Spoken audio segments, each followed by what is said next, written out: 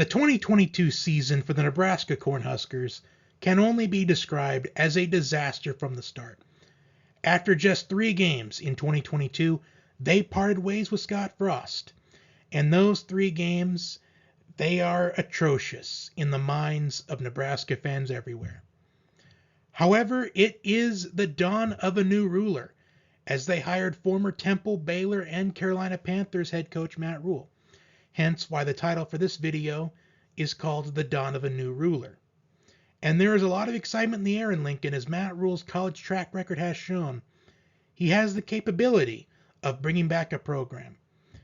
I also want to acknowledge that he brought back Baylor when they were at their lowest. However, this is going to be Matt Rhule's biggest challenge yet, to rebuild a blue blood program to get back to their winning ways, to compete not only for conference championships, but for national championships. Rhule finalized his staff in January, and a big portion of his staff are men that he knows really well and he can fully trust. One piece of evidence that Matt Rhule has already taken the Nebraska job more seriously than Scott Frost ever did. At offensive coordinator for the Huskers, Marcus Scatterfield. Last year, South Carolina, where he was the offensive coordinator, they may have ranked 73rd in total offense last season, but they really hit their stride towards the end of the season, which includes picking up upset victories over Tennessee and Clemson. At defensive coordinator, Tony White. Last season, the defensive coordinator at Syracuse. They ranked 21st in total defense. And Syracuse got out to a really strong start in 2022. Unfortunately, the second half of the season was not so good for Syracuse. Despite that, Syracuse, they were knocking on the door in the top 20 in total defense. In the spring last year, starting quarterback Casey Thompson entered the transfer portal and transferred to Florida Atlantic. After Georgia Tech transfer Jeff Sims showed flashes in the spring game while Casey Thompson was recovering from shoulder surgery.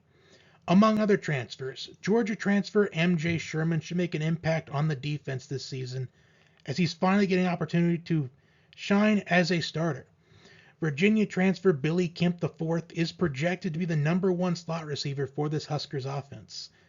They also picked up another Georgia transfer, tight end Eric Gilbert.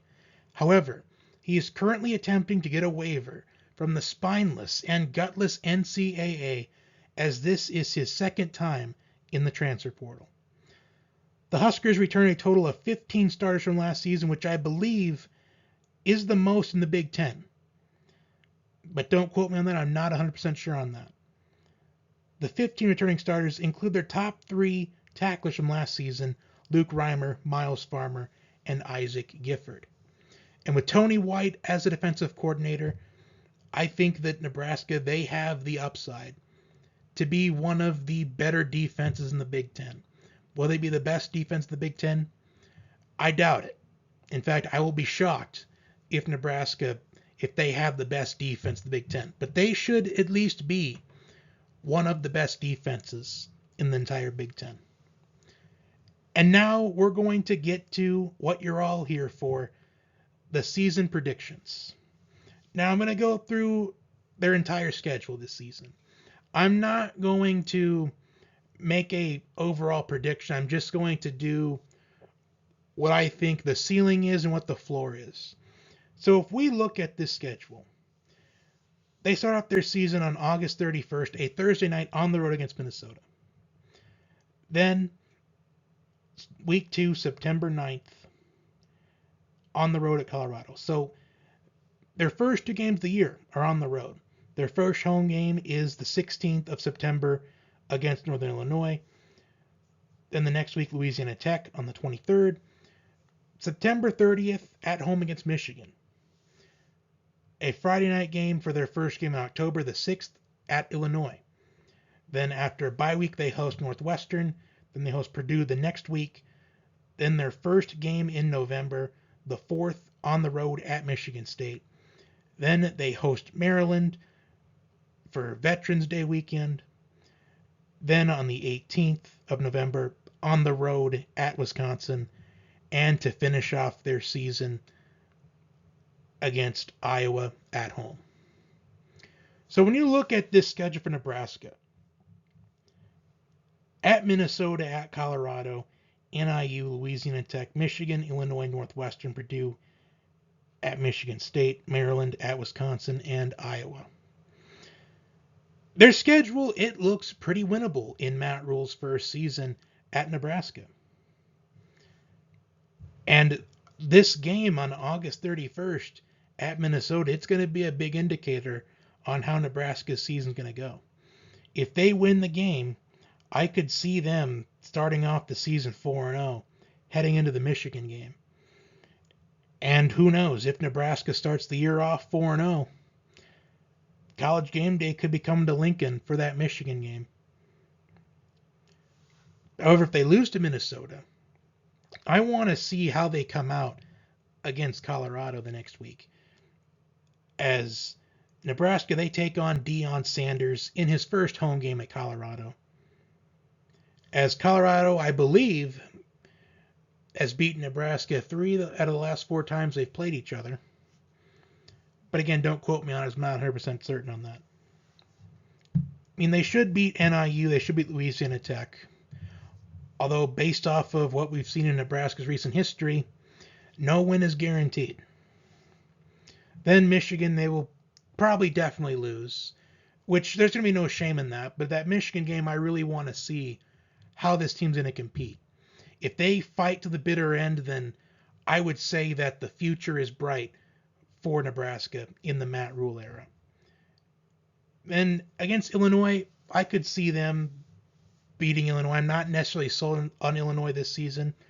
I don't know if Illinois takes a step back, but I don't think they're going to be as good as they were in 2022.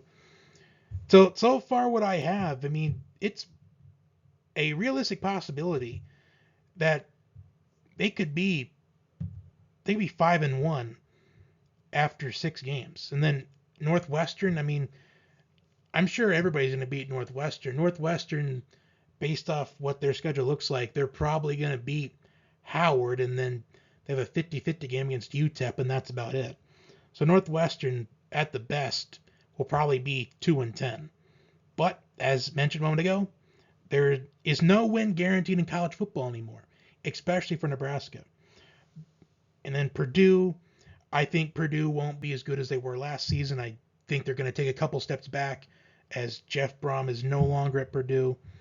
At Michigan State, I'm not sure what to think of Michigan State going into the season. I mean, Michigan State, they have one good season and they followed up with 2 or 3 average, mediocre ones. So it depends on what Michigan State team we see this season going into that game. Then they host Maryland. That's probably a winnable game. At Wisconsin, well, Luke Fickell is the head coach of Wisconsin now, and they're going to want to pass the ball more. They're going to abandon what they've been known for, and that is the ground and pound.